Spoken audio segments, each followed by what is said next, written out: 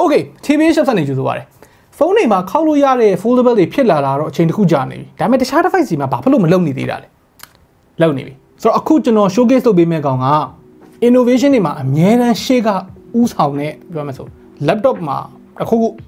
အစ်ဆိုလို့ရှိရင်ရှေ့ဆုံးကဥဆောင်တဲ့ ASUS ကနေပြီးတော့ထုတ်ထားတဲ့ Zenbook 17.4 ဆိုတဲ့ laptop ဒီကောင်ကထူးခြားတာတခုက concept အနေနဲ့ထွက်လာတာမဟုတ်ဘူး market ထဲမှာပါဝယ်လို့ရတယ်တခြားဟာတွေလည်း foldable တွေမြင်ဘူးလိမ့်မယ် foldable laptop တွေကိုပြောတာမြင်ဘူးလိမ့်မယ်ဒါပေမဲ့ဒီကောင်ကတကယ်ဝယ်လို့ရတဲ့ကောင်ဈေးကတော့မသေးဘူးဒေါ်လာ3299ဆိုတော့တော်တော်လေးကိတ်တယ်ပြီးတော့ laptop foldable လောကမှာပထမအဆုံးထွက်လာတဲ့အထက်မှာပါတဲ့ first gen ဖြစ်နေတဲ့အတွက်လိုအပ်ချက်လေးတွေလည်းရှိနေတော့မယ်ဒါပေမဲ့တိတ်မကြခင်ထွက်လာမဲ့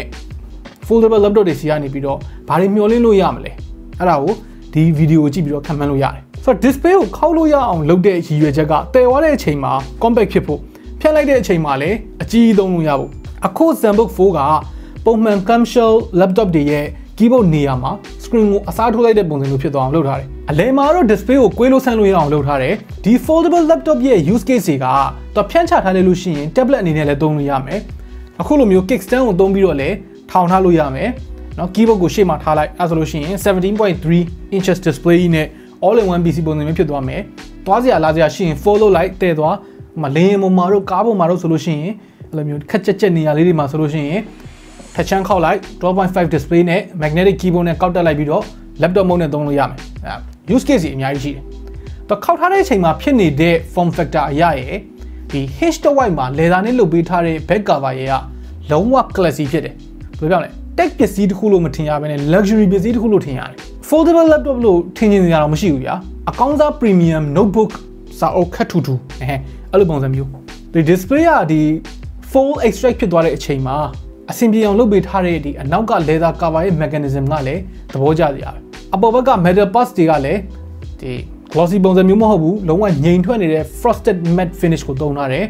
fold လုပ်ထားတဲ့အချိန်မှာလည်းအထက်က wobble ဖြစ်နေတာဘာညာမရှိဘူးတည်သွားတာလည်းတောင်းတောင်းတင်းတင်းရှိတယ်ဆိုတော့ဖွင့်ပြီးတော့ဖြန့်ချလိုက်ပြီးတော့ display အကြီးနဲ့ tablet ကြီးဟာဆိုပြီးဖြစ်သွားမယ့်ပုံစံမျိုးဗျာအဆုံးထိဖြတ်မချဘဲနဲ့တစ်ဝက်ခေါက်သူ့မှာပါတဲ့ magnetic bluetooth keyboard လေးတက်ပြီးတော့ laptop အနေနဲ့လည်းသုံးလို့ရတယ်အဲ့ဒါလည်းထားကြတယ် kickstand ကလည်းဒီ display ကိုလုံးဝငြိမ်အောင်ထိန်းပေးထားနိုင်တယ်ဆိုတော့မဆိုးခုနကပြောတဲ့ use case တော်တော်များများမှာအဆင်ပြေတယ်ဘူးထဲမှာလည်းသူက bluetooth keyboard ရဲ့ quality တော်တော်ကောင်းတဲ့ leather carrying case တွေရပါတယ်display နဲ့ပတ်သက်ပြီးတော့တိတ်ပြီးတော့အားမရတဲ့အချက်ကိုပြောပါဆိုရင်သူ့ရဲ့ cut to bezel တွေဒါဖြန့်ချပြီးတော့သုံးနေရင်တော့အဲ့ဒီ bezel တွေကတိတ်ပြီးသတိမထားမိတော့ဘူးဘာလို့လဲဆိုတော့ screen to body ratio ကအရင်မနှဲနေတော့ဘူး screen ကကြီးသွားတဲ့အတွက် bezel ကသေးသွားသလိုခံစားရတယ်ဒါပေမဲ့တဝက်မှာဆိုလို့ရှိရင်တော့နည်းတိတာတယ်နည်းကြီးနေတာပေါ့နော် 12.5 inch မှာဆိုတော့ကြီးနေတာပေါ့ပြီးတော့ display ကို protective ဖြစ်အောင်လို့အထက်ကိုနည်းနည်းထည့်ထားတဲ့အတွက်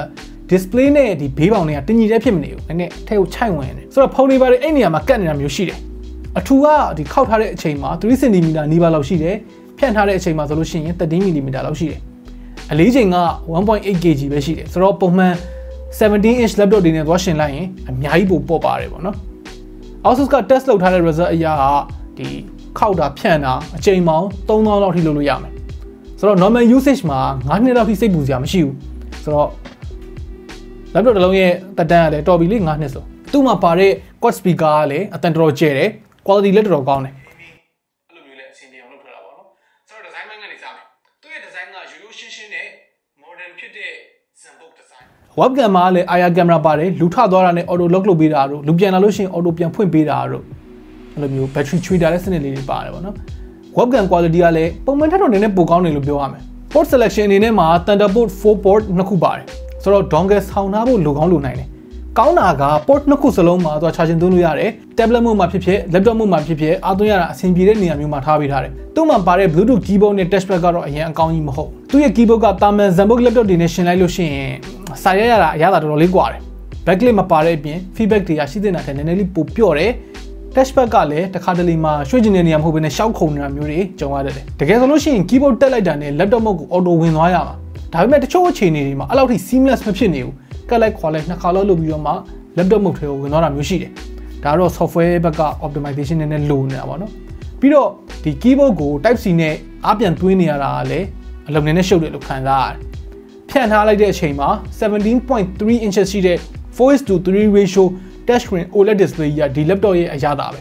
2560 by 1920 OLED panel သုံးထားတယ် HDR content နေမှာသူက peak brightness ကို900 nits အထိရတယ် foldable panel ဖြစ်တဲ့အတွက်သူက glossy plastic coating ကြောင့်နေအောင်အောက်တက်တဲ့ဆိုလို့ရှိရင်တော့နည်းနည်းလင်းပြန်တယ်ဂလဲထားတယ်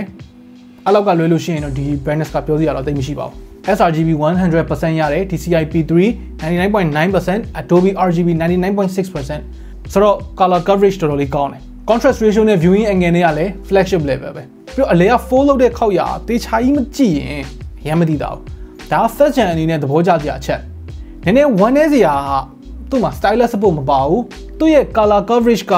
ကောင်းလာပါကြီးရဲ့ဆိုတဲ့ display ကိုအပြည့်အဝအသုံးချဖို့အတွက်ထည့်ပေးထားတဲ့ CPU ရဲ့ performance ကလိုက်မမီဘူး okay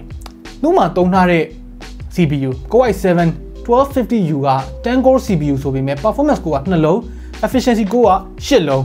peak TDP က29 watt နဲ့ typical TDP က9 watts ဆိုတော့ powerful ဖြစ်တဲ့ဘက်ထက်သူက energy efficient ဖြစ်တဲ့ဘက်ကိုပို့သွားတယ်အဲ့လို energy efficient ဖြစ်တဲ့ CPU ကိုထည့်သုံးထားတာ display နှစ်ဖက်ဖြစ်သွားတဲ့အတွက်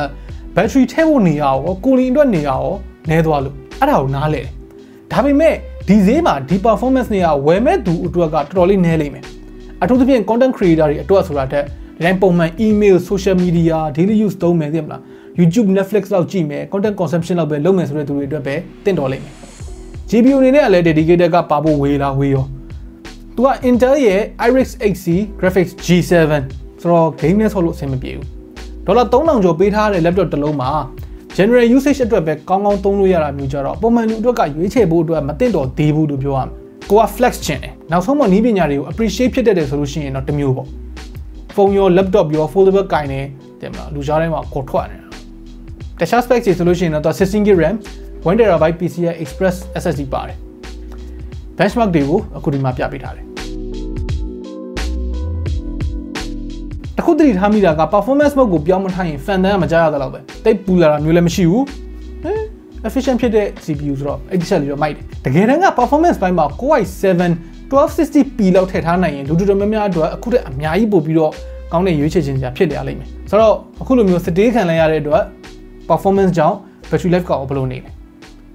အော်စရာပေါ့နော်သူ့ရဲ့ battery life ကလက်ခံနိုင်စရာအနေထားတစ်ခုရှိတယ်တချို့ usage တွေမှာကျွန်တော်တို့ထင်နေတာတက်ပိုအားခံတယ်ဥပမာအဖြစ် brightness ကို 60% လောက်နဲ့ဖြန့်ချလိုက်ပြီးတော့သိမလား Wi-Fi web surfing လုပ်တဲ့အခါမျိုးမှာ6နာရီကျော်လောက်ခံ video playback မှာ10နာရီကျော်လောက်ရတယ်တကယ်လို့ keyboard တက်ထားပြီးတော့ display တစ်ဝက်ကို disable လုပ်ထားမယ်ဆိုရင် Wi-Fi test နဲ့ကိုပဲ10နာရီဝန်းကျင်လောက်ရတယ်တခုရှိတာက display တစ်ဝက်သုံးမယ်ဆိုလို့ရှိရင်သူ့မှာ keyboard တက်ထားမှရမယ်တခြားဘယ်နည်းနဲ့မှ disable လုပ်လို့မရဘူးဘာပဲဖြစ်ဖြစ်ဒီ form factor မှာဒီလောက် battery life ရတာဒါချီကျူးခြင်းစရာပဲအားပြည့်ပြန်သွင်းဖို့ဆိုလို့ရှိရင်သူ့မှာပါတဲ့65W type C charger နဲ့ဆိုရင်2နာရီဝန်းကျင်လောက်ကြာတယ်ဆိုတော့အဆုံးသတ်ပြောရရင်ခုနကပြောခဲ့တာတွေထဲမှာကောင်းတာဆိုးတာတွေကမျှတာတယ်